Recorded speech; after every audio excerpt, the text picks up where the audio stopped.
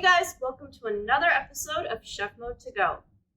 This month, our theme is Fall into Snacks, and we're going to be preparing some yummy salsa. One thing you guys don't know about corn is that it's a vegetable, but it's also a grain. So the cob of the corn is considered a vegetable, but the little kernel that we have here is considered a whole grain. So you can actually eat popcorn and tell your parents that you're eating whole grains, but shh, don't tell them that I told you. Let's be sneaky. Another thing that you guys might not have known about corn is that it's an antioxidant.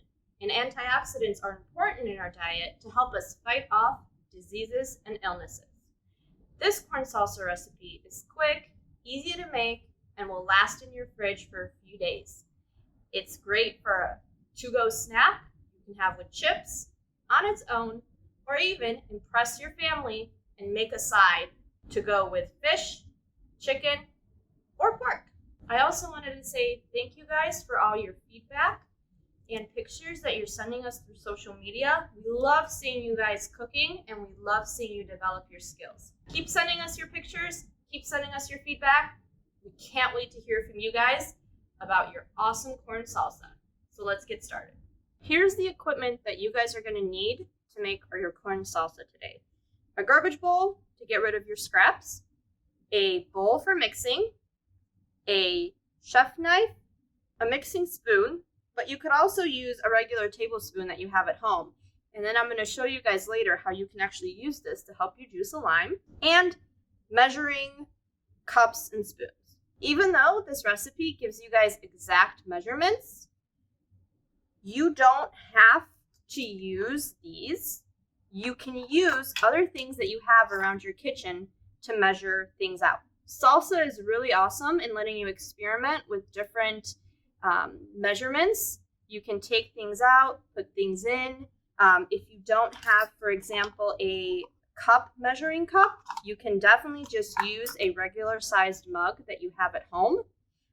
Also, if you have an ice cream scoop at home, one scoop is roughly equal to 1/4 of a cup. So 4 of these scoops will give you 1 cup.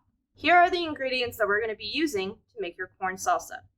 Corn, limes, 2 green peppers, a bunch of cilantro, an onion, salt and pepper, and some tortilla chips to finish.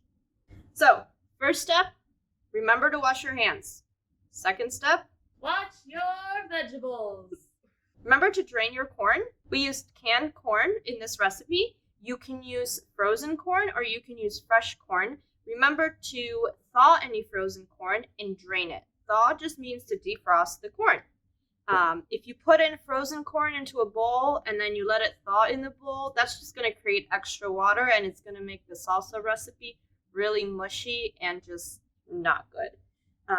Next thing, you're going to take your corn and you're going to put it into your mixing bowl. Next up is you're going to take your green pepper, and you guys can look at our previous Eat the Rainbow video on how to prepare and cut a green pepper. One great thing about salsa is that you guys can make a lot of different substitutions. So for example, if you are not a fan of green peppers, you can use yellow, red, or orange bell peppers. If you like to have a little spiciness in your salsa, you can definitely use jalapenos or serrano peppers or poblano peppers. Just remember that the seeds and the flesh inside, that white stuff inside a jalapeno, is what actually gives it all that heat and spiciness. So if you want a mild spiciness to your salsa, just remember to scoop out most of the seeds and the flesh. If you want it super spicy, keep it in. It's entirely up to you. Remember to also wash your hands after cutting spicy peppers. because that stuff will carry over, and if someone doesn't know that you were handling something spicy, it can get into your eyes, it can get into your nose, it can just be uncomfortable for everyone. It burns! So take your green peppers and add them to your corn.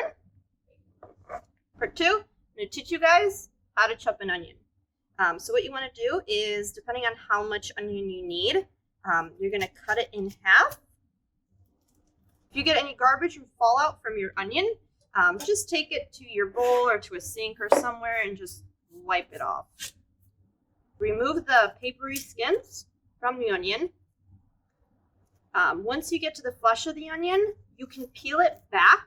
You don't have to cut it off or peel it off. You can pull it back, and you can actually hold this and use this as something to guide you when you're cutting. Another thing, if you guys don't feel comfortable doing this, please ask an adult for help. What you want to do is you want to cut off the end like this and put it in your garbage bowl. Now, when you're cutting an onion to get a small dice, which is a small chop, what you're going to do is you're going to put your hand down on the onion. You're going to hold your knife, and you're going to cut into the onion like so. And you are going to, there we go. And it's okay if parts of your onion fall out. You can just chop it later. That's fine. Not a big deal. And then you're just going to hold it down, push the knife in. Be careful and do it slowly so you don't cut yourself. And then you're going to go like this. And this is kind of what you're going to have. You're going to have different layers of cut onion here. So next step, what you're going to do is you're going to take your knife and you're just going to cut slits at the top of your onion. As you can see, stuff's falling out. That's totally cool. So what you're going to do is now you're just going to chop. And you see how tiny the dice on the onion is. So there you go. That is how you chop an onion. You see how tiny the dice is on the onion? If you guys like onions, don't mind the taste, you can have a bigger chop like this or like this. If you're still learning how to chop, that's totally cool. Or you can have a small dice, or really, you don't have to put anything into this recipe that you don't like, but I would encourage you guys to try new things. So now you're going to take your onion and you're just going to move it into your mixing bowl. Next step is you're going to cut your cilantro. What I like to do is, no one really eats the stems of the cilantro. So if your cilantro is still bound by the little tag, what I like to do is just cut, and it's less cleanup. So you can just take this part of the cilantro and put it in your garbage bowl. If you are not a fan of cilantro and you just don't like the taste, you can definitely replace cilantro and substitute it with parsley. It's still green, gives you the same effect, just a little bit different flavor, but not really a big difference. So if you're going to cut a herb, you're just going to go down slowly with your knife to cut it up. If you guys have extras and you're not really sure what to do with it, you can freeze it. There are a lot of tutorials online showing you how to freeze. What I like to do is I have extra herbs that I know I'm not going to use. I do like to chop them up and then put them in a Ziploc baggie without any water or oil, and then save them for future recipes. Once you have your cilantro chopped, you can definitely put it in like this. If you want your cilantro finely chopped, if you want it finer than this, what you're going to do is you're going to have your knife. You're going to put your hand down here. So this part of the knife never leaves the cutting board. And you're going to put your hand down so you push down on the knife. And this part of your knife is what's going to be cutting up the cilantro. So you're just going to move it up and down as you cut the cilantro. If you're going to move your knife, keep your hand here and push the knife down. And as you can see, the chop of my cilantro is getting finer. So we went from a chop like this to a finer chop like that. It's entirely up to you. Both of these chops work in the recipe. So then you're just gonna take the cilantro and put it into your bowl. Final step is you're gonna wanna put your limes as a sort of dressing or add flavor to your corn salsa. What you're gonna do is you're gonna take your lime to get more juice out of it. What you're gonna do is you are going to press down on the lime. So between the cutting board or the counter that you have your lime in your hand, and you're just gonna push down. You're gonna roll the lime between your hand and the table or the cutting board to kind of release the juices, and you're gonna feel it getting softer and kind of more squishy, I guess. So you can see this one's not very, this one's more firm, whereas this one I can press down and it's squishy and ready to go. So what I'm gonna do is I'm gonna cut the lime. So what you're gonna do is you're gonna take your spoon and you are going to take the tip of your spoon and put it into your lime. So if you don't have like a lime juicer or a zester, you can just do this. And remember to hold the lime up as you're doing this, because some, not limes as much, but lemons definitely have seeds.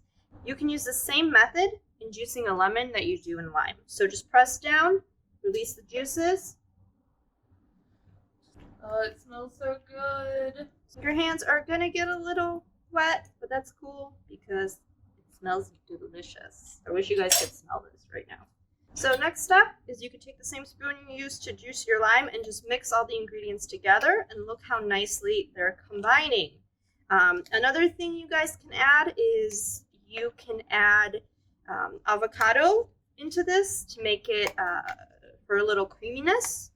You can add some black beans for protein, or you can add a little bit of tomato for a little sweetness. Depending on if you want it or not, you don't have to add the pepper, but you can definitely, I would recommend adding the salt. You're just going to take a pinch of salt, or to your tasting how much you want, and just sprinkle it over your salsa.